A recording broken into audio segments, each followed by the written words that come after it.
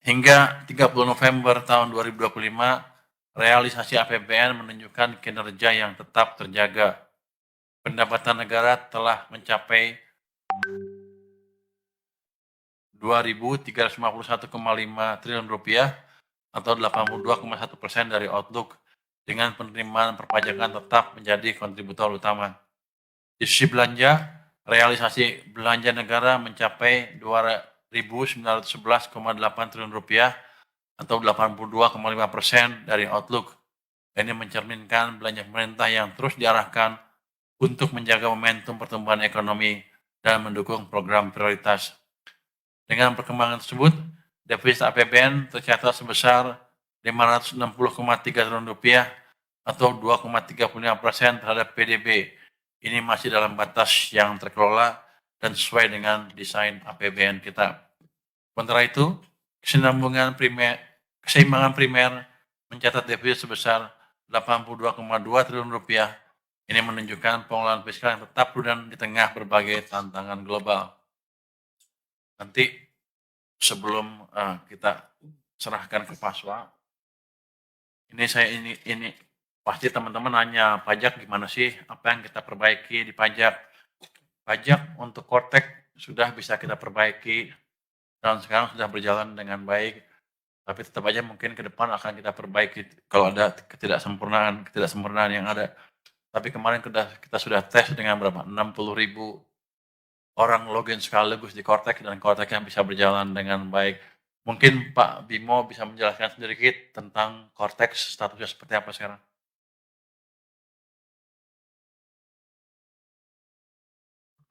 Terima kasih Pak Menteri. Terkait Cortex, seperti yang sudah disampaikan oleh Bapak, sudah ada 2 kali uji Cortex. Yang pertama itu bulan November, khusus untuk 25.000 pegawai di lingkungan Direktorat Jenderal Pajak. Alhamdulillah berhasil dengan baik. Memang ada sedikit delay dalam proses di awal saja, tetapi semuanya bisa terkendali. Kemudian yang terakhir, tanggal 10 Desember kemarin, kami menguji dengan mohon izin 50.000 karyawan di seluruh Kementerian Keuangan.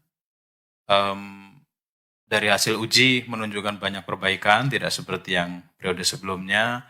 Mudah-mudahan sampai nanti di periode 31 Maret 2026 itu akan ada penyampaian SPT orang pribadi. Kami perkirakan sekitar 13 juta wajib pajak.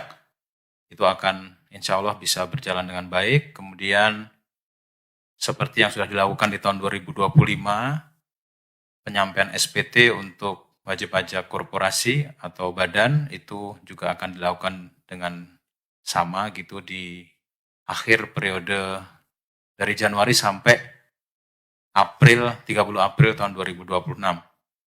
Adapun total aktivasi akun di Cortex per kemarin sudah sekitar 7,5 juta. Saya lihat dulu angka validnya.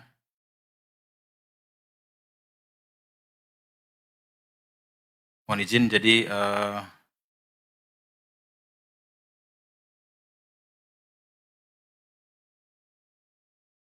jumlah wajib pajak yang wajib lapor SPT tahun 2024 ada 14,9 juta.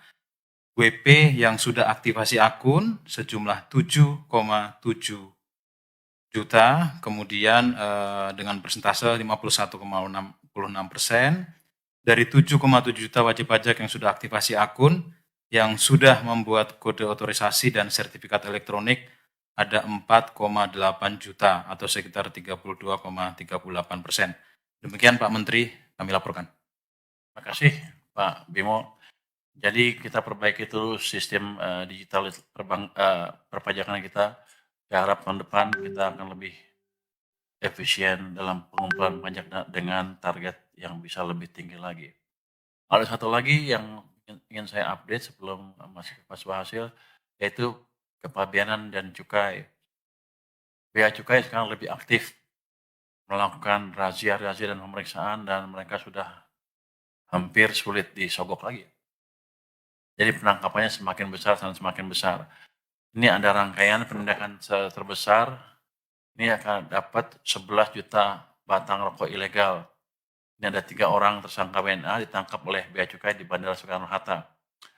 Jadi pada tanggal 11 Desember 2025, Bea Cukai Atambua bersama Kanwil Bea Cukai Bali, NTB, dan NTT bersinergi dengan Imigrasi Atambua, Polres Belu, dan Polres Timur Tengah Utara telah melakukan penindakan terhadap peredaran barang cukai kena rokok berupa rokok ilegal dengan jumlah 11 juta tadi, 11 juta batang.